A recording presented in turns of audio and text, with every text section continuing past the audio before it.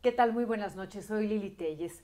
Me da mucho gusto recibirlos, darles la bienvenida a Cámara Libre, pero hoy no estoy en el foro de TV Azteca, allá en el Ejusco. Estoy en el INE, que antes era el IFE. Estoy con el consejero Marco Antonio Baños y él nos va a explicar cosas muy interesantes que vienen diferentes para las próximas elecciones.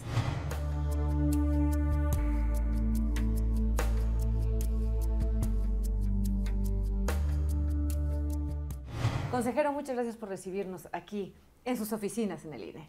Lili, bienvenida, muchísimas gracias por la oportunidad y un saludo afectuoso para todo tu auditorio. Gracias. Bueno, tenemos las elecciones ya a la vuelta de la esquina y con las reformas que hubo vienen puntos específicos diferentes y que van a ser muy interesantes y van a cambiar en gran medida las elecciones. Empecemos explicándolos, por favor, consejero. La casilla única, ¿qué significa? ¿Cómo va a funcionar? Nosotros hasta el proceso electoral del año 2002 en el ámbito federal hemos tenido una casilla para recibir los votos de las elecciones de presidentes, senadores y diputados cuando ha habido esas elecciones y otra para recibir la votación de la elección, por ejemplo, en el Distrito Federal de jefe de gobierno, de los diputados a la Asamblea y de los jefes delegacionales. Ahora, en el proceso de 2015 vamos a tener una sola mesa directiva de casilla. Significa que tú vas a llegar a la fila, te formas, presentas tu credencial para votar con fotografía, te buscan en la lista nominal, te encuentran, te entregan tu boleta en esta elección del 15 para diputado federal, para jefes delegacionales en el caso del Distrito Federal y para los diputados a la Asamblea. En los 17 estados de la República donde hay elecciones coincidentes te van a entregar, cuando hay elección para gobernador o donde hay elección para gobernador, para el Congreso local, para los ayuntamientos y para diputados federales. En una sola mesa directiva. Vas, cruzas tus boletas, las depositas en la urna que corresponde y esa casilla única, que es una novedad en estas elecciones, solo la habíamos tenido nosotros en el estado de Colima. Desde 1991 en Colima ha habido casilla única. Y para poder armar los paquetes electorales que van a tener los expedientes de las elecciones, habrá un escrutador y un secretario adicional a los 4 funcionarios que siempre hemos visto. Tú llegabas, veías al presidente, veías a un secretario de la casilla y a 2 escrutadores. Ahora habrá un segundo secretario, 2 secretarios por cada una de estas casillas únicas y habrá un escrutador adicional para que realicen la contabilización de los votos al final de la elección, armen los paquetes de la elección federal por un lado y los paquetes de la elección local por el otro y se distribuyan a los órganos que van a hacer la El fin de revisión. esto obviamente ha sido facilitar, hacer más rápido el trámite. Sí, los legisladores dijeron que la casilla única era para hacer más ágil el proceso de la votación, pero también para ahorrar dinero en el proceso de integración de la propia mesa directiva de casilla. Debemos recordar que la integración de las casillas en México es un procedimiento muy amplio. Sí. Empieza con el sorteo, recientemente se hizo para todos quienes nacieron en enero, con la letra V en el primer apellido, y derivado de ese sorteo que se hizo el pasado 6 de febrero, hay poco más de 11 millones de personas en todo el país que han sido sorteadas, que están siendo notificadas en este momento, que están siendo invitadas a un curso de capacitación para saber qué hace un funcionario de casilla y posteriormente integrarán las mesas directivas. Sí, es el famoso sistema ciudadano. Es correcto. Electoral ciudadano. Bueno, vamos a otro punto. Ahora se van a revisar los gastos de campaña desde el centro, desde aquí, desde el INE. Ya no, antes lo hacían los institutos estatales electorales. Así es. En cada, obviamente, valga la redundancia, en cada estado de la República. Pero ahora el INE va a jalar toda esta información y ustedes van a decir a ver cómo estuvieron los numeritos de los gastos de campaña. Eso va a ser un trabajo enorme. ¿Y en qué va a beneficiar? Bien, esta parte, Lili, es importante explicarla de la siguiente manera.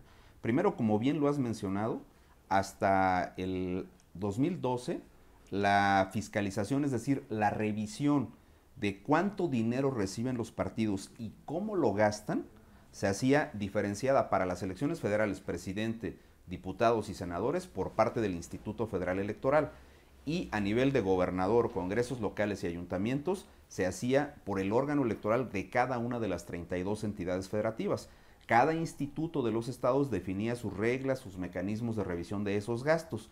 La última reforma electoral estableció que el Instituto Nacional Electoral se va a hacer cargo de revisar cuánto dinero reciben por la vía del financiamiento público y por la vía de las aportaciones de militantes los partidos políticos, cómo se entrega ese dinero para las campañas electorales, y además habrá que revisar si los candidatos rebasan o no los topes de gastos de campaña.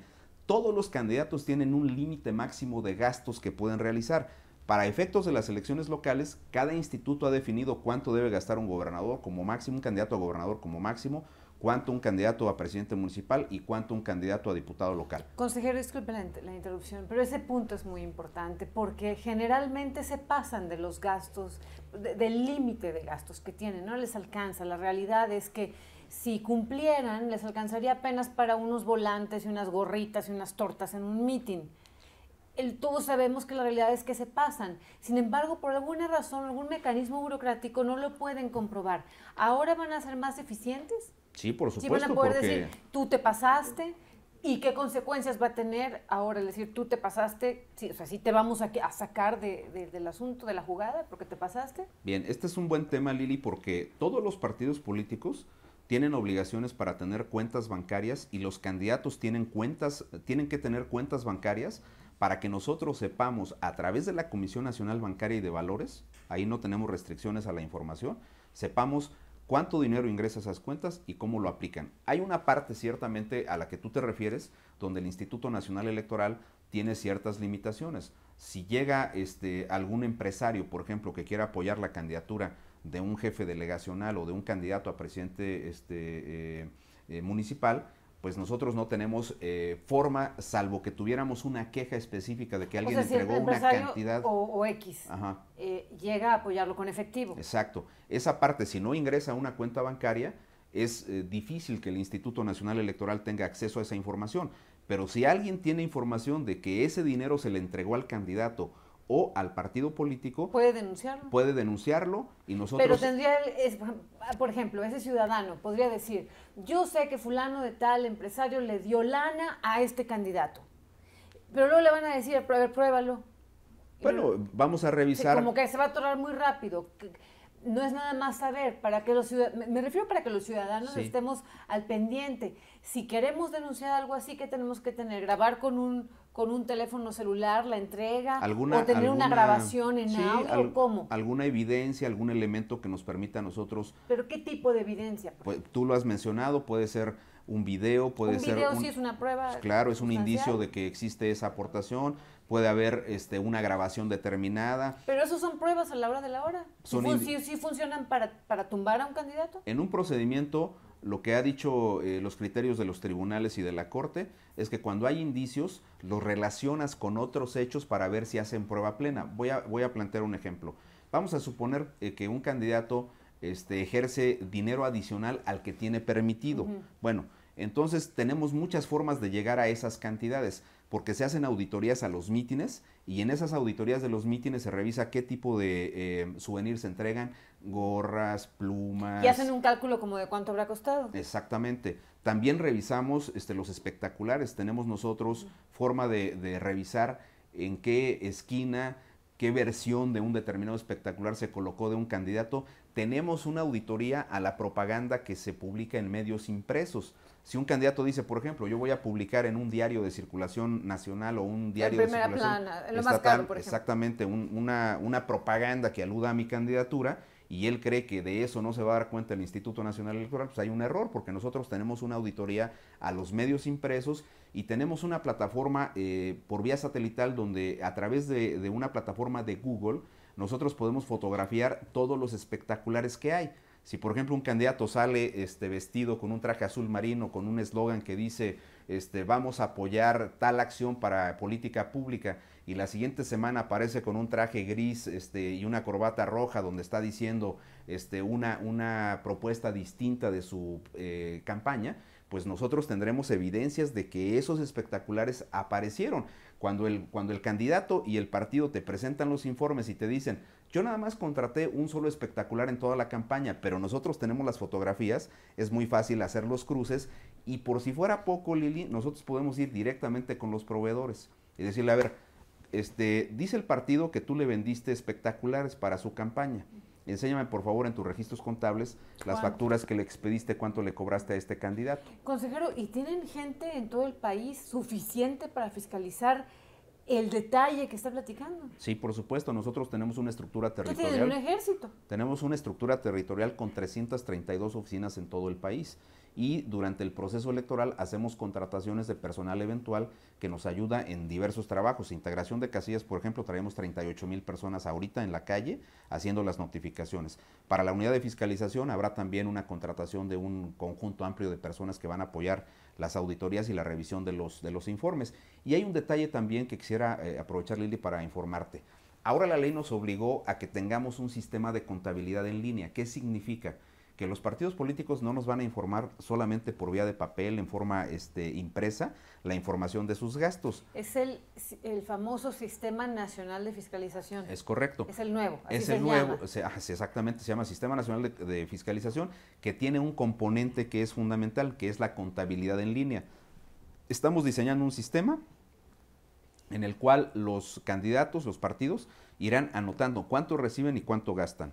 ¿Sí? Nosotros lo tendremos a la vista, podremos abrir ese sistema informático y revisar qué nos están reportando los partidos y lo vamos a contrastar con las auditorías de los mítines, con las auditorías a la propaganda impresa y con la revisión de los espectaculares en la vía pública. A ver, esto vamos a aterrizarlo más. Significa que el candidato X a gobernador, a presidente municipal, a una diputación, en un sistema específico en línea tiene que decir tanto me gasté aquí, ajá, con quién, ajá, cuándo, ajá, etcétera, etcétera. Sí, te dirá, contraté con la empresa X. ¿En qué programa? ¿Un programa que ustedes les van a mandar? Sí, es un programa diseñado por el Instituto Nacional Electoral con el apoyo de la UNAM, es lo que estamos trabajando porque hasta ahora. El que hayan contratado no funcionó, ¿verdad? Tuvimos una licitación en la cual se le asignó un contrato a una empresa. Esa empresa nos falló en la entrega que tenía programada para el 14 de diciembre del año pasado.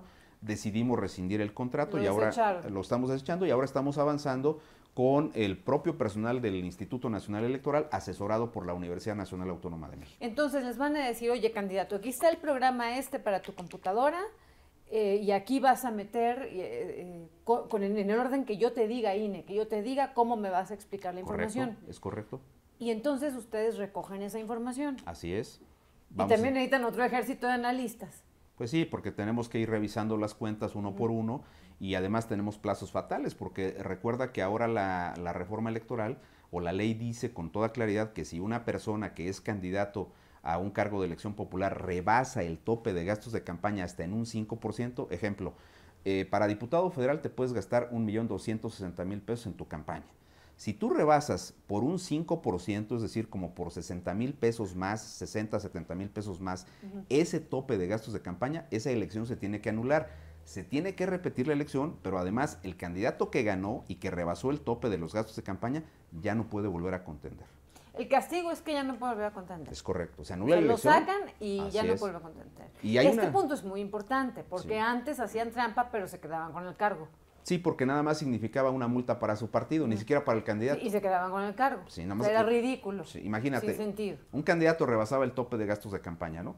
La multa no era para el candidato, era para su partido, pero además, habiéndolo multado porque se había pasado en el tope de gastos de campaña, el señor ejercía su responsabilidad sin ningún problema. Sí convenía violar la ley porque se quedaban en el cargo. Pues digamos que... Pero ahora ya no. Digamos que todo se pagaba con dinero, ahora se va a pagar con la anulación de la elección y con la imposibilidad para que participes en esa elección que se repetiría. Bien, pues esperemos que esto realmente funcione, nos garantice elecciones más limpias. Consejero, hasta aquí esta primera parte del programa con usted, pero vamos a grabar una segunda parte porque el tema es de la mayor trascendencia para los próximos meses.